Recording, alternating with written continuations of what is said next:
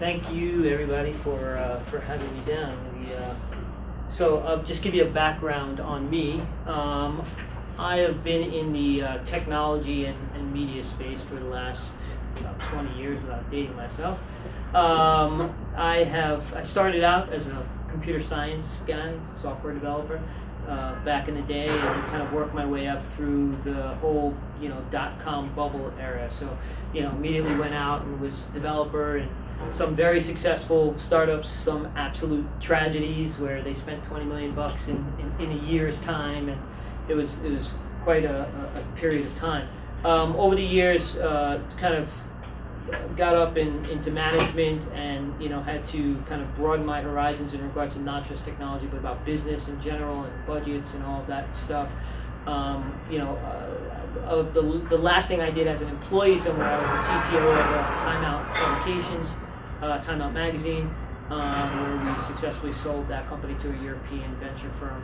And then I went off and kind of did my own venture. And my first venture was Tribeca Digital, which was a few years ago. So we're a digital agency, so we service a lot of big brands, everyone from Wyndham Hotels to Scholastic, all the way down to very small startups, where we do everything from mobile development, web development, all of that related kind of stuff. We over the years, we had got a lot of requests from, especially at the smaller tier entrepreneurs and startups, about this cloud hosting thing that everyone keeps hearing about, because it's become such a big thing. As mentioned, it touches everybody's business today. Hosting. What if you're a mobile app? You still have a back-end piece of your mobile app which has to be basically hosted somewhere, or a pure web play and it's an e-commerce thing, or whatever you might be. There's some level of infrastructure and support that's needed, if you will, for that. So especially is anyone here on the tech side? Is all business related, folks? MBAs, okay. So especially if you're not a pure developer and you're not doing your own app, you need to pull somebody in or pull multiple people and try to figure out this crazy landscape called hosting and what that means in regards to your stuff. As I mentioned, so of that, of Tribeca Digital came out this idea of Tribeca Cloud, which ultimately is a cloud hosting provider. We've had many customers come in and want to learn about cloud hosting, not understanding that they're already using cloud for things like Gmail or those kind of services. More sophisticated like services like hosting, there's, of course, the many different types of services. There's the GoDaddy type accounts and the traditional hosting guys. And most people, obviously, if you're like an single entrepreneur individual, you kind of tend to lean towards that direction and say, hey, why can't I pay $9 a month and do my thing? And that's my technology cost, and times that by 12. And there's my business plan for the year as far as technology spend, which certainly is not the case, and we'll go through that. So from that came Tribeca Cloud, and so we built out this second startup. So I literally have two startups going on at once, of why I have little hair left.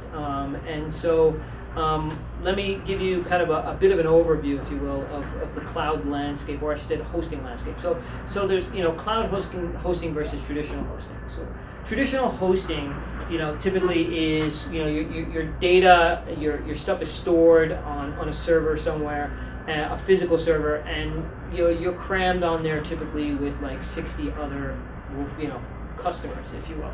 You have very limited resources and things that you can do. You're given a certain amount of limitation as to what your applications can do as far as bandwidth and storage and all that related stuff. And ultimately, there's penalties if you go over that, and they'll cap you at a certain point. There's dedicated hosting, which is, again, more on the traditional side, but much more expensive. Most companies that are a little more mature physically go after that, or if you have more, bigger requirements, if you will, as far as what your expectations are. Obviously, it depends on your business plan and your needs for the growth as far as 6 months out or whatever, or 12 months out, or whatever the case may be. And again, there you have, an isolated physical machine that you can customize and do what you need and have root access and do all this kind of stuff if you have custom applications and stuff. Then there's cloud, and that's kind of where I'm focusing a lot of this conversation on, which is the more interesting play these days, especially for entrepreneurs. where you have all these kind of virtual machines that are stringed together, by physical servers in order to kind of pool resources. So if, for example, there's things that you need to do where, on demand, you all of a sudden have an event and there's this huge spike in traffic or something you need, those are things that you can do very easily in the cloud. Or, if you need a certain failover, where if something happens, it can fail over to another server automatically, that kind of stuff can very easily also happen in the cloud. You also have, this concept of like on-demand pricing. So that means that literally you're not stuck in some long-term contract. Obviously great for entrepreneurs. Money means everything to you guys as far as, your startup and your costs and all that stuff.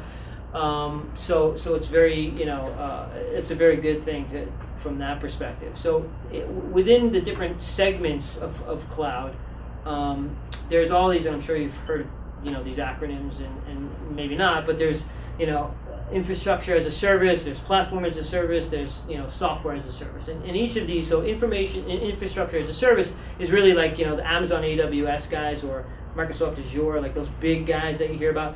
Using them directly, not very easy at all. Like if you're not a developer, to understand how to deploy something on those platforms is fairly challenging to do, and as important is from a pricing perspective, trying to figure out their calculators. They ask you questions like, what kind of bandwidth do you need? It's like, yeah, good luck trying to figure that one out. Like, it's very challenging. On the PaaS level, you're supposed to manage the applications. So ultimately, they take care of and provision all the kind of hardware and all that stuff, and they deploy it out there for you for what you need. But you are left to basically manage your application layer. And then at the SaaS layer, software as a service, for example, things like Salesforce.com or Office365.com, these are out of the box, like, hey, you need a piece of software, you need services to, extend what you're doing or whatever. It's hosted, it's software, it's literally, you basically sign up and you just go, if you will, right?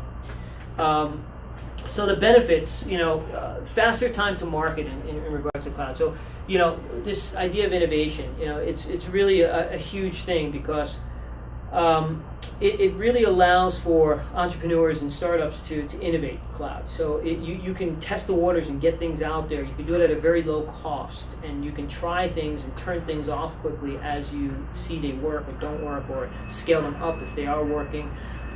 You can really start to compete with larger companies who you see as big competitors, because there's all these different providers out there and the type of enterprise level services they're providing for month-to-month type service that you can basically tap into.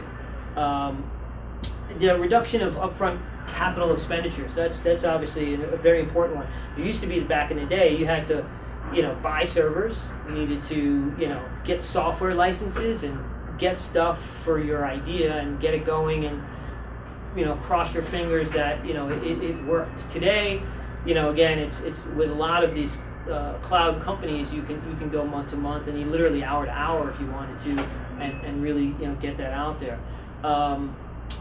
Security and maintenance and dealing with upgrades, I mean, that also is a huge benefit. Those are things that are abstracted. You don't have to worry about that stuff. Basically all the IT related things you don't want to have to worry about. You want to worry about your business, because it's more, it's hard enough to deal with that and try to figure out how to make that successful. So you really need to focus on that. And then, moving to different cloud environments, there's this thing called OpenStack that's out there today. It's basically a standard of which a lot of the cloud providers are building their stuff on. It's kind of like open source, the open source OS, if you will, for the cloud. So if you're moving from one cloud provider to another, and they are both using OpenStack, it's a fairly easy process, and not getting stuck into like long-term licenses is a key factor, because a lot of these cloud providers and just the competition allow you to sign up, and you can leave at any point in the month that you so choose.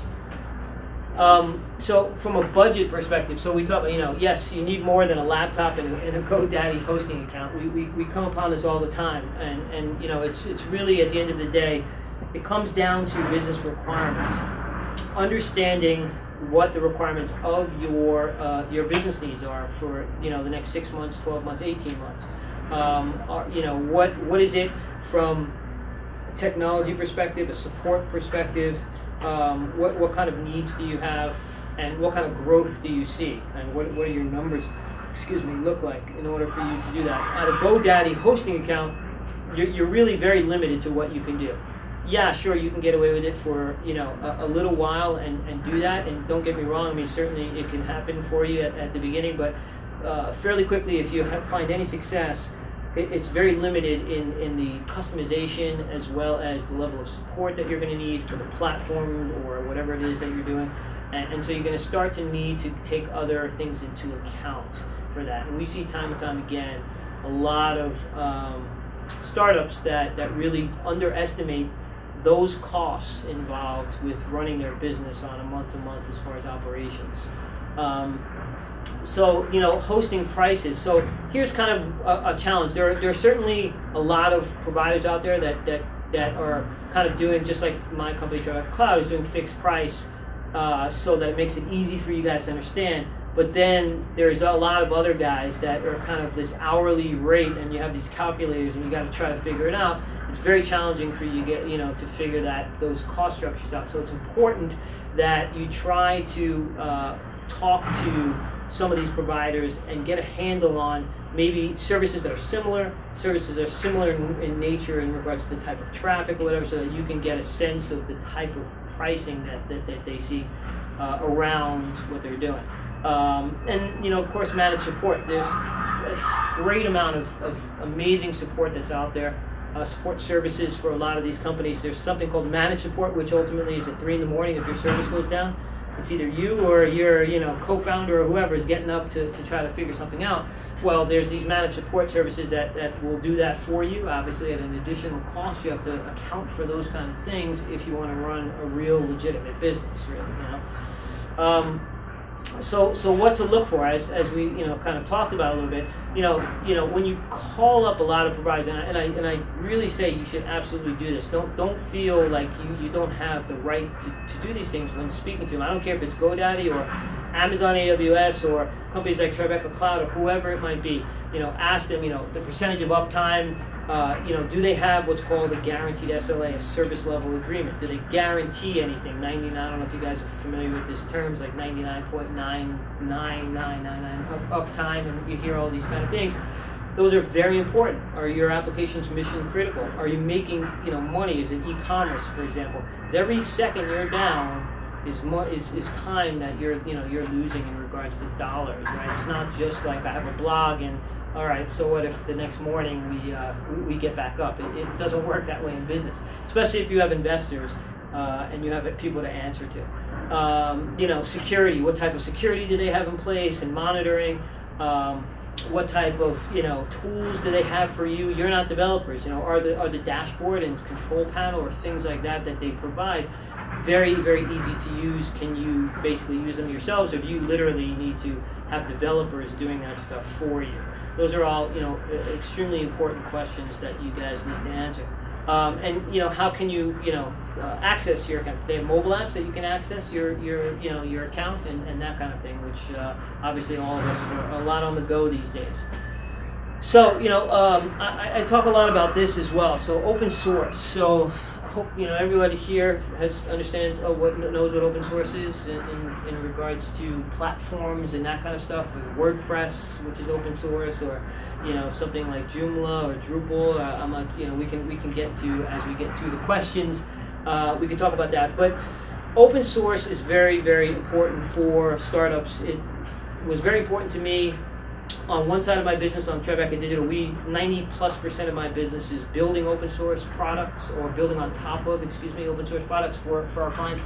And then with Tribeca Cloud, a lot of our systems are built on open source, and we deploy a lot of open source for people in our hosting, environment. So I would, highly recommend that you, when looking into, especially at your business plan level, part of it is, introducing open source depending on the type of products and services that you're trying to build, but certainly there's something out there. the great part about that is that a lot of the hosting companies today support a lot of these open source platforms. So it's very easy for them to provision and deploy and get that stuff out there, as well as support it. So you right away have a baked in kind of IT team, go-to tech team that can help you with issues that basically come up.